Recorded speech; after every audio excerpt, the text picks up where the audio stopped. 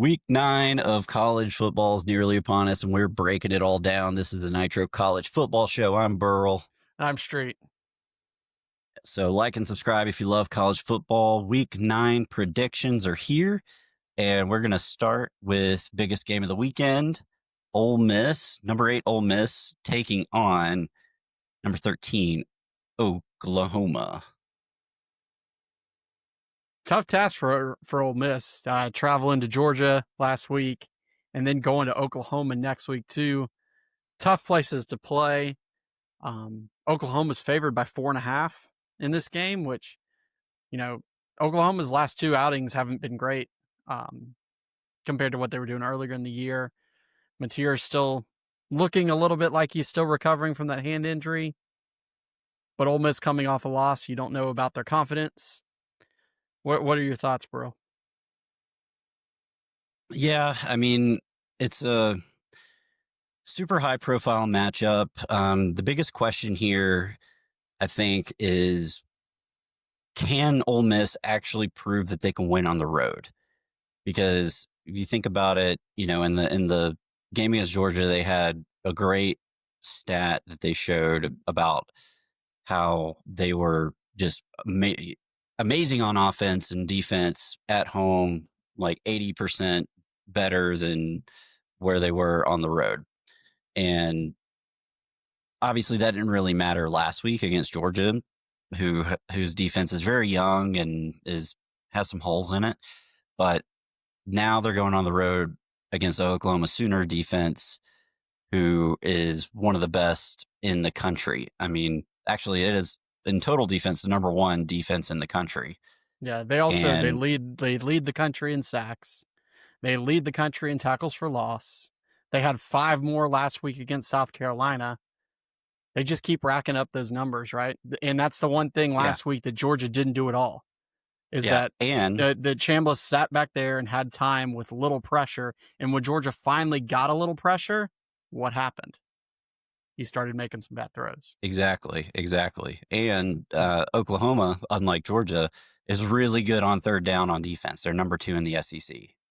So this is a classic matchup of strength on strength. You've got a great offense going against a great defense. The other big question out there is how healthy is John Mateer?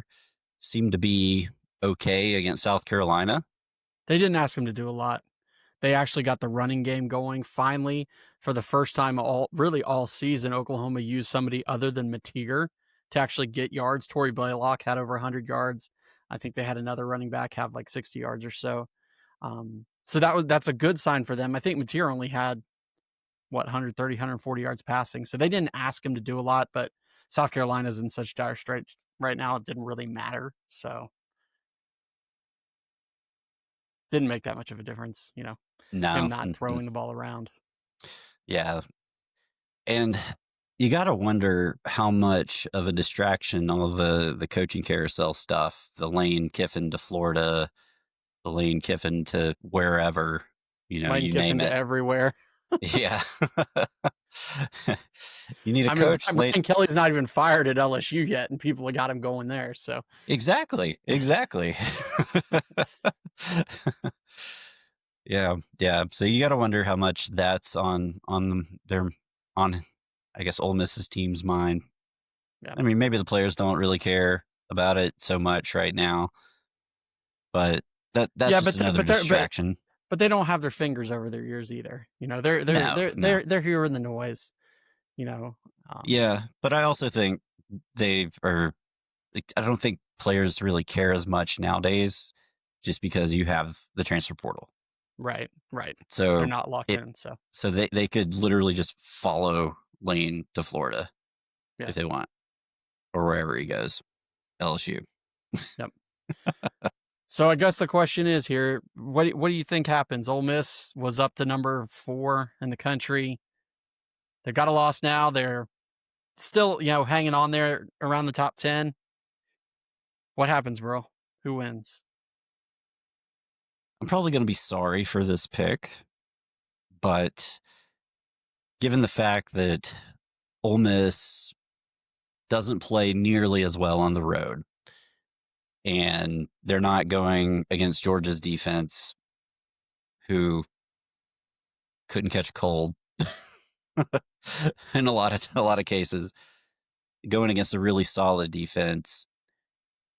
I'm going Oklahoma 27, Ole Miss 24 in a really close one. Well, I've also got Oklahoma scoring 27 points in this game, but I got Ole Miss scoring 30. I think backs against the wall. I think Kiffin knows that last year he had a more talented team than he has this year. And they made mistakes and they lost a couple, a game that they shouldn't lose, actually twice last year, and missed the playoffs. I think he knows that if they can get to 10-2 throughout this season, they can make the playoffs. So I think they're going to be focused. I think this is important because, you don't want to kill the confidence of your team losing 2 straight times, even if it is both to ranked teams. So I think Ole Miss is going to find a way to win. I just think that overall right now their offense is better. Oklahoma's defense is great, but their offense is kind of in flux with Mateer being hurt right now. Still recovering. So give me Ole Miss 30, Oklahoma 27. I love it. I love it. That's going to be an interesting matchup for sure. Staying in the SEC, going to where game day is going to be in a surprising turn of events. Vanderbilt is going to host Missouri. Number 10, your number 10 Vanderbilt Commodores hosting number 15 Missouri. First time Vanderbilt has been ranked in the top 10 in the AP poll since 1947. Yeah, you were pretty young back then. I was. I mean, I was an infant, but I was alive. Old man Streetenberg. Yeah, crazy. And not only that, Vanderbilt won last week as a favorite. They were favored in an SEC game, and this is the second straight week that they are favored in an SEC game. They had been an underdog in SEC games for 51 straight games before last week, before they got that win over LSU. And now they're a favorite again here with Missouri coming to town. Yeah, you got to be excited if you're a Vanderbilt fan, and by all accounts, it seems like the city of Nashville is excited for Vanderbilt, and they've got a lot to be happy about. They're real. They're for real. Like, they're not just, transfer portal flash in the pans. Yeah. Like, Clark Lee has actually built something there. It will be interesting to see how Vandy does once Pavia eventually leaves college football. If he leaves college football, maybe. Yeah.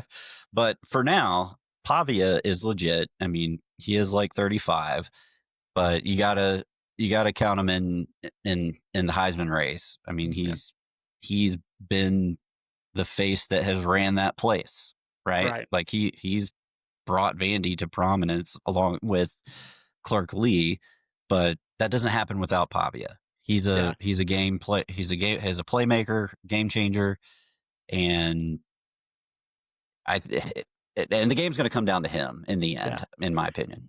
He's a great player, but let me tell you the reason I think that Vanderbilt is so much improved last year and really this year is the play of their offensive line. Their offensive line is mauling people. I don't know if you've seen some of the highlights going around from the last few weeks. They are just blowing people off the line. They've only allowed 5 sacks this year. They've got a strong running game that includes Pavia, running for a bunch of touchdowns. They've got 2 decent running backs. I think both one right under 300 yards, one over 300 yards. So they're definitely running the ball, and they're scoring a ton of points. They are one of the highest scoring teams in the SEC right now. On the flip side, Missouri, who was kind of coasting along until they got beat by Alabama. Then they had to go play Auburn last week. They didn't look great. They probably should have lost the game. And early in the year, they were so successful behind Ahmed Hardy running the ball. He's been held under 60 yards for 2 straight weeks, and they've struggled. So if they're going to win this football game, they have got to get Ahmed Hardy going again. Absolutely. Hardy has to get going, and Bo Pribula is going to have to step up and make some plays as well.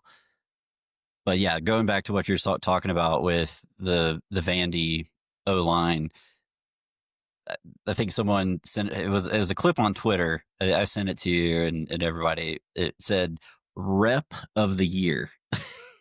And it was their left tackle just pancaking one guy on the left and then knocking another guy on his ass on the right. It was Right. incredible. We're used to seeing Georgia, Alabama, LSU have offensive linemen that do that type of stuff. Not Yeah. used to seeing that out of Vandy. It was impressive, but that's He, not the and he only did it play. Like, and he did it against yeah, the LSU defense. I mean, that's not a bad defense. no, not at all. Not at all. So yeah, So yeah, so Vanderbilt at home, hosting game day, first time in the top 10. Do I see Vanderbilt still a top 10 team this time next week? No. I think Missouri's going to get right. Missouri was playing really well. They ran into Bama, and it kind of pushed them back a little bit. I think this is the week they get back on track. I think Ahmad Hardy gets it going. Vanderbilt's a good team. Don't get me wrong. I think they are so much improved. I just think Missouri's a little bit better. Damon Wilson's having a great year. Get some pressure on Pavia. Pavia, while still looked great this year, he's got 4 interceptions this year. He only threw 2 all of year last year. So he's a little bit, taking a little bit more chances this year. So give me Missouri 33, Vanderbilt 28. interesting. I'm all in on Vandy. I'm on the Vandy train. Call me Broadway Burl at this point. Vandy, I'm picking Vandy 34, Missouri 31. I think it's going to be a decently high scoring game. Vandy's defense hasn't really stopped anybody. They let LSU score a lot of points, and LSU's offense is garbage. But that offensive line of Vandy's, I think that neutralizes Damon Wilson, honestly. And I believe in Pavia. I mean, he's a difference maker, and like you said, they have those 2 running backs. I'm going Vandy. They're at home. It's going to be a huge game for them. Probably one of the biggest games that they've ever had. Yep. I mean, game day is going to be there. So Second time that I at least remember. Second time at a Vandy game this season because they were at the Alabama game as well. So oh yeah, that's yeah, impressive. yeah. Absolutely. If you like this type of content and you want to hear more of our predictions and college football talk, like and subscribe. Hit that subscribe button. I think it's over here somewhere, maybe over there, the lower right corner of your screen. Just smash that subscribe button. We appreciate it. All right, let's talk about a really interesting game: Texas A&M versus LSU. Now, this is a game I had to really dive into some numbers and look at to figure out what I was going to pick, because this is a tough one for me. So if you remember this game last year, this was the Marcel Reed. Who was this guy making these plays all of a sudden? Who is he? You didn't know who he was. He was the backup. Coming in this game, Connor Wegman was the starter. And Marcel Reed came in, didn't hardly throw any passes, but just could absolutely not be stopped rushing the ball. Ran for 3 touchdowns, I think all in the second half. And it was a game that I think LSU was winning. And then all of a sudden, like that, Texas A&M ends up winning like 38-20. And since then, Marcel Reed has been the starting quarterback at Texas A&M. And Connor Wegman is playing for Houston, I think. So Yep. this was a game that really changed, the where they were going. Both these teams kind of were going last year. Texas A&M, ended up closing not very strong, but at that point they were really high. They beat a good LSU team, and they had a quarterback. So this year they come in, they're undefeated, and they are a 2.5-point favorite playing at LSU at night. You don't see that many teams, except for maybe Bama, go to play LSU at night and be favored. It's impressive. It's impressive. So some key matchups that I'm thinking about is Texas A&M's O-line versus LSU's D-line. Last week, A&M was able to really get their running game going against Arkansas, which was really great for them since they lost their leading rusher and seem to have not skipped a beat on that front. But we know LSU's defense is pretty solid. This is Right. significantly better than Arkansas's, at least. Yeah. So LSU is number 26 in total defense in the nation, and that's pretty good. But they're also top 10 in scoring. They're number 10 in scoring defense. That's that's a that's a key stat right there. And that scoring defense going against the number 27 scoring offense, it's a strength on strength kind of thing. And I think, the styles make fights. I think this is going to make a good game. Yeah. I think the interesting thing in this is with all the coaching carousel stuff already starting up, is this Brian Kelly's last stand? I think he's coaching for his job in this game. Yeah, I I do really too. do. I really I do. think I think they you're still going to got see him. they have a game against Bama later in the year. If they've got 3 losses already, Yeah, I don't they're I going to don't pull the see how trigger. I don't see how LSU doesn't go ahead and pull the trigger. They've got enough people already who don't like him, and Florida's already fired their coach and potentially looking at Kiffin, who LSU would certainly want as a Yeah, potential candidate as well. And I think they could throw a little bit more at Kiffin than Florida could. Um, who knows? but if they are serious, if they want Kiffin to be a candidate, they're going to have to at least take a shot. Um, so It's yeah, I good to think be this Lane is Kiffin right now. it's really good to be Lane Kiffin. Um, yeah, I think this is Brian Kelly coaching for his game. The LSU offense has been so inconsistent this year that I just don't see a way that they can win this game, even though they are at home and even though it's night. I think it's going to be tough. I don't think this is going to be one of those high scoring games where Texas A&M is running the football insanely. I think it's going to be a little bit of a back and forth type game. But I think at the end, I think it could be similar to last year where Texas A&M gets the running game going and kind of just keeps the ball away from LSU, doesn't give Nussmeier and that offense much of a chance to be on the field. Give me Texas A&M 24, LSU 17. I like it. I like it. For LSU to win this game, like I said, they're going to have to pull out all the stops, and I think they will. I think they really need to give the ball to Harlem Berry. Whenever they've put him in the game, he's been awesome this year. I mean, like the few times I saw him play, like he scored touchdowns each time. I was like, come on, like this guy's great. He was a 5-star, and he's got to see more of the field. And then Kyron Lacey, he has to have a big game, and Nussmeier just has to avoid interceptions. That being said, I also think the difference between last year's game and this year's game is there's tape on Marcel Reed now. Marcel True, Reed came into that game out of nowhere. true. But I will say that on the flip side, Marcel Reed has developed as a passer this year, where last year he was very much run first. He has proven in that game against Notre Dame, where he threw for over 300 yards, that he can get it done in the air when he needs to. Yeah, absolutely. But LSU is as bad as their offense is, their defense has been completely stout. They are averaging 14, call it 15 points a game that they're giving up. So every game that they've been in has been close. So with that, I think LSU pulls the upset, Okay. and I also have it 24-17. Just reverse the teams. So Brian Kelly gets to keep in the family for at least another week. Exactly. I think Brian Kelly coaches for his job. He saves it. He's going to say something stupid afterwards in the press conference, as like he always does. and then they'll lose to Bama and he'll get fired. Right. They'll lose to Bama in a couple weeks and he'll be gone. But Yeah. yep. All right.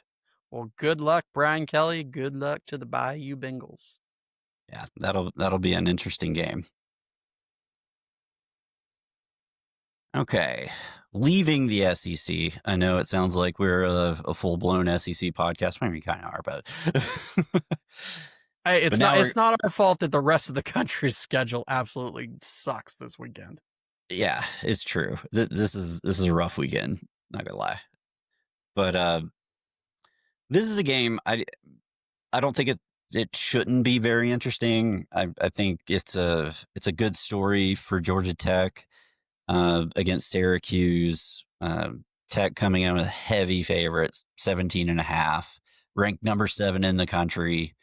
I think it's the first time they've been in the top 10 in 30 years or something like that. More. No, they were in the top 10. They've been in the top 10, but it's the first time they've been undefeated in the top 10 in a long time. Okay. It's been a long time. That's my point. Yeah. They were in the top 10 a couple of one of those years with Calvin Johnson, I think. Yeah, some of the Paul Johnson teams because they went to the Orange Bowl one time. Yeah. I remember that. They beat Georgia that year. Yeah. 2014. Yep. So I don't expect this to be much of a game, to be honest. If it does end up being much of a game, then I think that tells us a lot about Georgia Tech. But look at what they've done this year. They played a lot of close games against some really bad teams. Right. I mean, that's the thing about Tech. Like, yes, they are undefeated, but man, their strength of schedule is so weak. Like, it's ridiculously weak. And so and they could have lost last week to Duke. They could have lost to Wake Forest. They didn't. And that's great. They're still undefeated.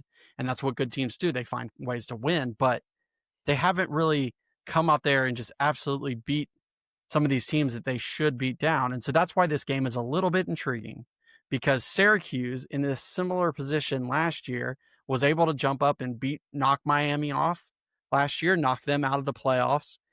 Fran Brown is a really good coach, and we are appreciative of what he's done up there. They've had some bad luck this season. Losing Steve Angeli has really, really hurt them. Ricky Collins is not playing at the same level that Steve Angeli was. He threw 3 picks in their last game against Pittsburgh. He's struggling. And both these teams are not great against the run on defense. The problem is one of them is really good at rushing the football, and one of them is not. Tech is number 12 in the country, and you would expect that with Haynes King kind of being the driver there and Jamal Haynes. Syracuse is horrible. They're 121st in the country. So even though Tech is not great against the rush, I don't suspect that Syracuse is going to be able to, take advantage of that at all. Tech on the other end is. Yeah. I expect Tech's going to take advantage of that. They're going to run the football, play ball control style offense, try to keep it a lower scoring game. 17.5 is a lot, because I haven't seen Tech do that to anybody, really, worth the pulse. I still think they're going to win. I think they're going to win comfortably. Give me Tech 28, Syracuse 17. I like it. I think it's going to I think Tech has a chance to score a lot more.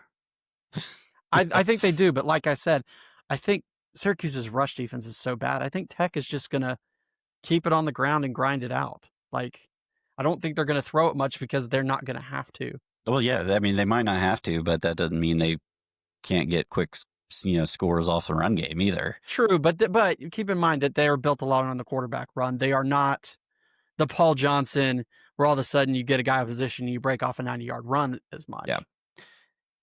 If Syracuse still has Steve Angeli, this would be a very interesting game, because we saw Syracuse put up a lot of points against Tennessee and end up making that a decent game. Right. But unfortunately, he's not there. Ricky Collins is not him. So I think Georgia Tech's going 38-17. Okay. All right. And We're talking college football. We're predicting week 9 games, and we do this every week. And if you want more college football content, like and subscribe. Okay. South Florida, number 18. Your number 18 South Florida Bulls, 4.5-point favorites over the Memphis Tigers. This would have been a first-ranked game, most likely, if Memphis hadn't decided to lose to a UAB team that just fired their coach last week. But that being said, this game is actually probably a playoff elimination game. Both these teams are in the same conference, and right now, South Florida only losses to Miami. Memphis does have a loss last week, but both of them are still among the best in their conference and amongst the group of the best, non-Power 5 teams in the country, along with probably the likes of Tulane and Navy, who's undefeated right now. Yeah. This could be a very fun game to watch. So one thing that is crazy is if you look at the turnover margins for both these teams, South Florida is number 10 in the FBS at +7. Memphis is 14 at +6. So they are both taking care of the ball and causing turnovers. Yep. And they are both in the top 25 of red zone scoring. So when they get down there, they take advantage of it, get in the end zone. I think a lot of it's going to come down to the Memphis rushing game. If South Florida can clamp down on that, then they will win this game. Yeah. Memphis overall is a better defensive team than South Florida. South Florida is a very offensive oriented team. If you've looked at anything that Alex Galesh does, he likes to score. He likes to score fast. He is an offensive minded coach. And their offense is doing it this year. They're number 7 in the country in scoring. I'll be very surprised if he doesn't get one of these high profile jobs, because I think he is a fantastic coach. He's a good motivator and he's an offensive innovator. But Memphis, in terms of being well-rounded, Memphis is actually a better team. They like to score too. They're number 14 in the country, so they're no slouch either. They are a better defensive team, especially against the run. South Florida is not very good against the run. Memphis is significantly better. But South Florida has a great quarterback, Byron Brown, 22 touchdowns on the season, played key roles in them knocking off Boise State to start the season and knocking off Florida, 2 ranked wins that they have on the schedule now. Neither one of those teams are ranked now, but they were at the beginning of the year. Both thought to be playoff contenders again. Obviously, Boise State was in the playoff last year. Florida was a preseason popular pick. We know what they've become. They fired the coach since then. On the flip side, Memphis does have a win over Arkansas, so both of these teams come in sporting wins over SEC schools this year. And like I said, this is probably a playoff eliminator type game for these group of 5 or group of 4, whatever it is now, teams. Yeah, I mean, it seems like every group of 5 game at this point is an eliminator, especially for the top teams in that upper echelon. So who you got? So I really have liked South Florida all this season. Like I said, I really like Galesh, and I think he's a rising star, and I think he's going to be probably gone after this year. I like the way that they score. And then Memphis has been great. They just lost to UAB, a not good UAB team that had just fired their coach. And yes, sometimes firing your coach can fire you up a little bit, but they UCLA. were yeah, but they were 1-5 coming into the game last week. So give me South Florida 38, Memphis 35. Close game. I'm just going with the team that I think can score a little bit more. Yeah, I'm pretty much in the same boat. I think it's just going to be slightly lower score. USF 34, Memphis 30. There'll be some turnovers happening in this game. It's going to keep it from going any higher. Yeah. Okay, let's do some quick picks. We've got 3 games we're going to pick quickly on. They're interesting, but we just want to run through them. I can't think of anything better to say. So, first one is a really good, interesting game. Is UCLA traveling to number 2 Indiana, and Indiana's a 25-point favorite.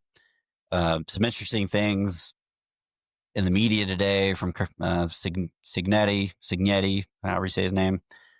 He said, we're playing a 3-0 team because UCLA is 3-0 since they fired their coach. So he's got the right mindset of this game. Like, they're not going to overlook UCLA. Although this would be the most hilarious thing ever if UCLA wins this game.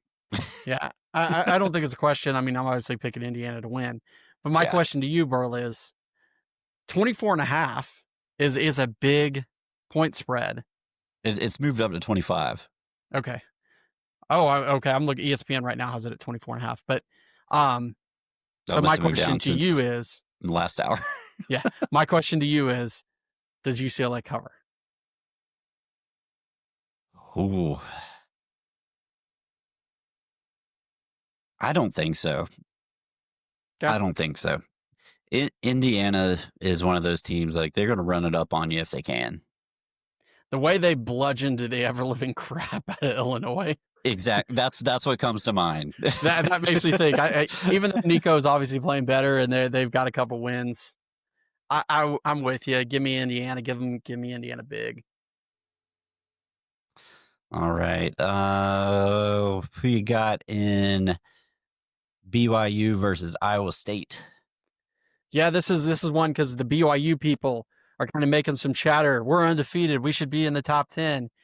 Well, your schedule's pretty easy. Iowa State is one of those teams that, they were in the conference championship last year. We like Matt Campbell, their coach.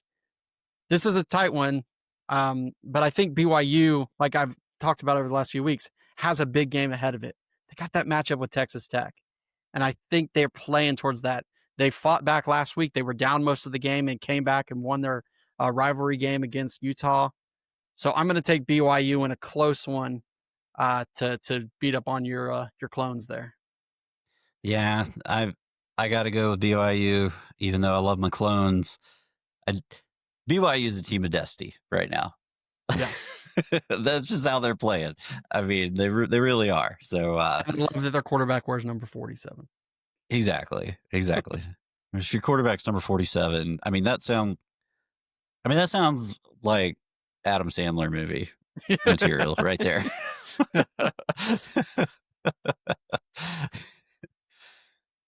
Okay, so yeah, BYU over Iowa State. And last but not least, we will talk about Houston versus Arizona State. Arizona State coming in 8.5-point favorite. Yeah, after knocking off Texas Tech last week, people kind of got down on Arizona State. They lost that game to Mississippi State early in the year. They got they got a loss in conference as well. So people were kind of down on them, but don't remember that they were a good team. They were, this close to winning a playoff game last year. And Sam Leavitt was hurt, and I think he's back healthy now. So things are looking in the right direction for Arizona State. For Houston, they've had some good games. They're a good team as well. I think they're another 5-2 team. So it should be a close contest. I think Arizona State rides the wave, the momentum from last week. So give me Arizona State to win this game and to cover. Yeah, I got Arizona State too. It will be an interesting game though, because Houston has Connor Wegman, I believe. Yeah, they do.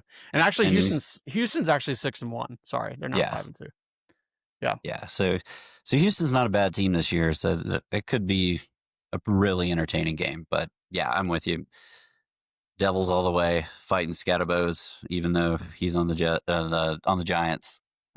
Yeah. The CTE bros.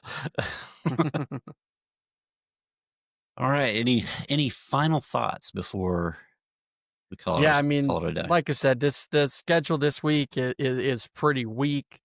But next week we've got some fun games. Obviously, we've got the cocktail party next week, and then the following week after that, on that first Tuesday, I believe, will be the first college football playoff rankings. So These next 2 weeks are the last kind of chances for teams to kind of get their names out there in that first conversation, because it always means a lot to be in those first rankings. I think for your program, for your fans and everything, even though, yeah, it's stupid that they do it this early and they make it into a television show.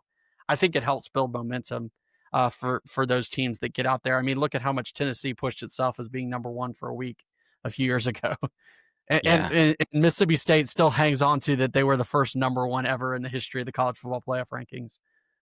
So we'll see what happens, but always these weekends that you don't think are going to be much, where you have some surprises and some fun things happen. So we got a few good games in the SEC. I wish there was some other better ones around the country, but there's still some decent matchups, some surprising records and things like that, like 5-2 Nebraska versus 5-2 Northwestern. That's an interesting matchup because Northwestern was so horrible last year.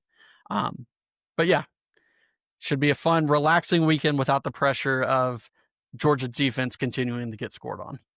Exactly. I think they got scored on again just a few minutes ago. Well, good deal. If you love college football, like and subscribe. This is the Nitro College Football Show. We will be back this weekend on Sunday to give a good recap of Week 9. So until then, I'm Burl. And I'm Streit. Go Dogs. Go Dogs.